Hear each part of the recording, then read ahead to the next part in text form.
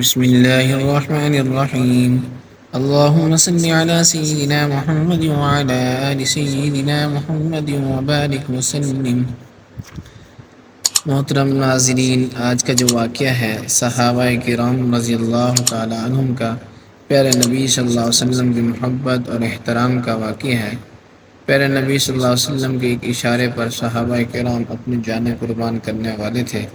اسی طرح ایک صحابی ہیں جنہوں نے اپنی ایک سرخ چادر کو اتار پھینکا۔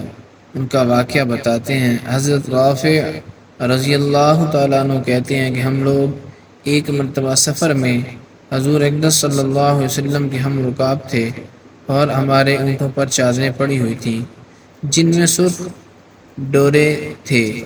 حضور صلی اللہ علیہ وسلم نے ارشاد فرمایا، میں دیکھتا ہوں یہ سرخی تم پر غالب ہوتی جاتی ہے۔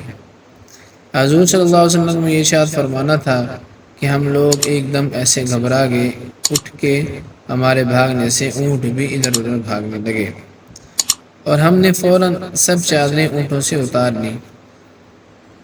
صحابہ کرام رضی اللہ تعالی عنہم اجمعین کی زندگی میں اس قسم کے واقعات کوئی اہمیت نہیں رکھتے۔ ہاں، ہماری زندگی کے اعتبار سے ان پر تعجب ہوتا ہے۔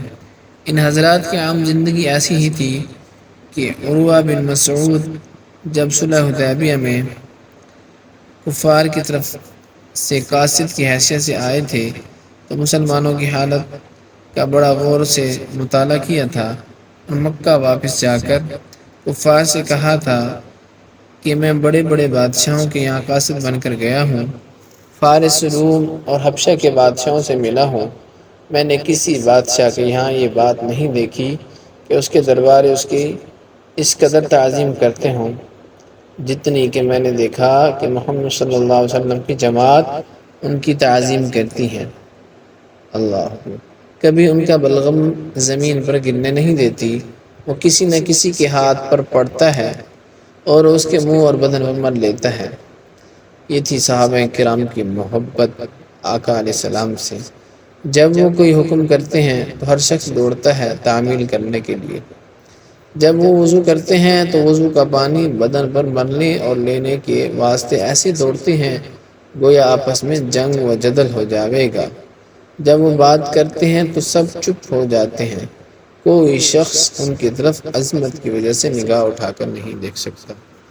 محترم ناظرین، یہ صحابہ کرام کی جماعت جس کو اللہ تعالی نے رضی اللہ عنہم و رضوا عنہ کہا، ایسے نہیں کہا۔ ان کی قربانیاں بھی تھیں اور آقا علیہ السلام سے محبت بھی تھی، جو کہ آج ہمیں دیکھنے کو نہیں ملتی۔ نہ آقا علیہ السلام کی محبت ہمارے دلوں میں ہے، نہ دین کے لیے ہماری کچھ قربانیاں ہیں۔ اس لیے ہمارے دلوں میں نہ دین کی اہمیت ہے، نہ ہی آقا علیہ السلام کے اعمال کی، نہ سنت کی اہمیت ہے۔ اللہ تعالی ہمیں نبی علیہ السلام کے اعمال، سنت اعمال کرنے کی توفیق نصیب فرمائے اور سنت سے محبت نصیب فرما دے۔ آمین ثم آمین۔